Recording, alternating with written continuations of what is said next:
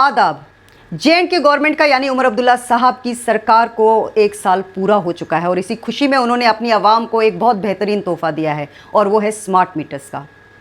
कहाँ उमर अब्दुल्ला साहब ने अपने मैनिफेस्टो में ये कहा था कि मैं 200 यूनिट इलेक्ट्रिसिटी फ्री दूंगा और कहाँ आज हमारे ऊपर एक नया बोझ डाला गया है। उन्होंने अपनी प्रेस कॉन्फ्रेंस में बहुत क्लियरली हम लोगों को समझाया कि स्मार्ट मीटर्स क्या होते हैं। उन्होंने ये कहा कि स्मार्ट मीटर्स कोई बड़ी बात नहीं है, उसकी इंस्टॉलेशन से आपको ये फ़ायदा हो जाएगा कि जैसे आप अपने मोबाइल को रिचार्ज करके यूज़ करते हैं वैसे ही आपने स्मार्ट मीटर्स को रिचार्ज करना है और फिर उसको जो है यूज़ करना है और उसमें आपको ये पता चल जाएगा कि आप कितने यूनिट्स यूज़ कर चुके हैं और आपने कब अपना नेक्स्ट रिचार्ज करना है। और उन्होंने बड़ी सफाई से ये बताया कि अगर उनकी आंटी जो कि स्मार्ट मीटर यूज़ कर रही हैं वो किस तरह से इस्तेमाल कर रही हैं और अगर वो स्मार्ट मीटर यूज़ कर सकती हैं तो हम लोग क्यों नहीं इस्तेमाल कर सकते।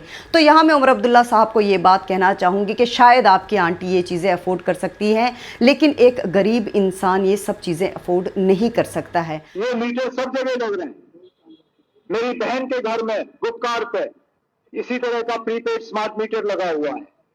मेरी आंटी के घर पे बिल्कुल मेरे घर के दूसरे तरफ उनके घर में प्रीपेड स्मार्ट मीटर, वो अपने फोन पे चेक करती हैं कि क्रेडिट बैलेंस कितना है।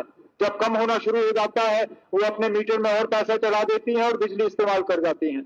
अगर मेरे रिश्तेदार ये कर सकते हैं और उन्हें कोई परेशानी नहीं है, आम यहाँ बाकी लोगों को इस चीज की परेशानी क्यों? आपने 200 यूनिट फ्री इलेक्ट्रिसिटी का ऐसा लॉलीपॉप अपनी आवाम को दिखाया जिसका आपने रैपर भी नहीं खोला और आवाम के सामने से घुमा कर ले गए और आपकी आवाम देखती रह गई। उमर अब्दुल्ला साहब कितने वादे आपने अपनी आवाम से किए, जैसे 200 यूनिट फ्री इलेक्ट्रिसिटी आप देंगे, 12 LPG सिलेंडर्स आप एनुअली देंगे, 10 kg राशन आप मंथली देंगे और सबसे बड़ी बात 1 लाख नौकरियां आपने देनी थी विदिन 6 मंथ्स। इनमें से आप कोई वादा अभी तक पूरा नहीं कर सके।